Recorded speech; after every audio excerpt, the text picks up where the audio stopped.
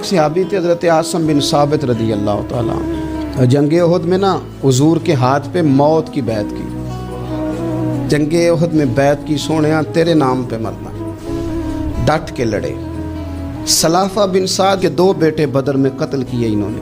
ایک قبیلہ غزیل تھا، انہوں نے احد کے بعد حضور سے کہا کچھ قاری ہمیں دے دیں، ہم نے قرآن سیکھنا ہے، تو نبی پاک نے کچھ بندے بھیجے، تو عاصم بن ثابت کو بھی بھیجا، لیکن انہوں نے دھوکہ کیا، وہاں جا کے ان کو گرفتار کر لیا۔ جب گرفتار کر کے مکے والوں کے ہاتھ بیچنے لگے تو حضرت عاصم بن ثابت نے تلوار نکال لی، فرمانے لگے میں کافر کا قیدی ہو کے جینے سے بہتر ہے شہادت کی موت مر جاؤں۔ کافروں کا قیدی لڑے اور فرمانے لگے میرے کمان میں تیر باقی ہے، میں لڑوں گا اور اتنا لڑوں گا کہ تمہیں پتہ چلے گا مجھے لڑنا آتا ہے، اور فرمایا میں صبر کروں گا اور صبر کر کے دکھاؤں گا، میں ڈٹوں گا اور تمہیں ڈٹ کے۔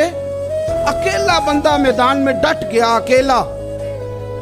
جب تیر ختم ہو گئے تو پھر نیزہ نکال دیا۔ یہ بات آپ کو اس لیے سمجھا رہا ہوں کہ کچھ لوگ کہتے ہیں جی میں اکیلا کیا کروں، تو یہ آخر میں یاد رکھیں کہ صبر آپ نے کرنا ہے چاہے اکیلے بھی رہ جائیں، حوصلہ کرنا ہے چاہے اکیلے بھی رہ جائیں۔ اکیلے لڑے، تیر ختم ہو گئے تو نیزہ نکال لیا، خوب لڑے۔ اب اس نے قسم کھائی تھی کہ میں نے ان کی کھوپڑی پہ معاذ اللہ کھوپڑی منگانی ہے، سر منگانا ہے، اور یہ جو لے جا رہے تھے دھوکے کے ساتھ یہ بھی بیچنے لے جا رہے تھے۔ تو جب تھک گئے نا اور چاروں جانب سے جسم میں تیر پیوست ہو گئے تو دعا مانگی، اکیلا بندہ اور صبر کا مقام، دعا مانگی، کہا اے اللہ میں نے آخری دم تک تیرے دین کی حفاظت کی ہے، اب تو میرے جسم کی حفاظت کرنا۔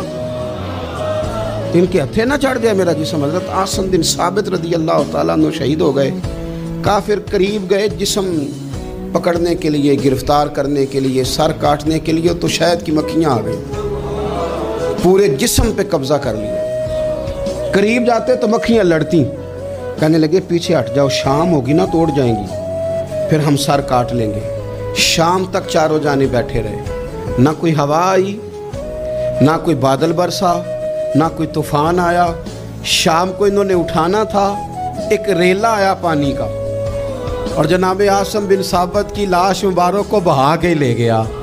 میرے رب نے اس میدان میں بھی یہ بتلایا کہ جو صبر کرے نا رب اس کے جسم کی بھی حفاظت فرمایا کرتا، کہ جسموں تک کی آخری دم تک اللہ کی مدد ان کے سامنے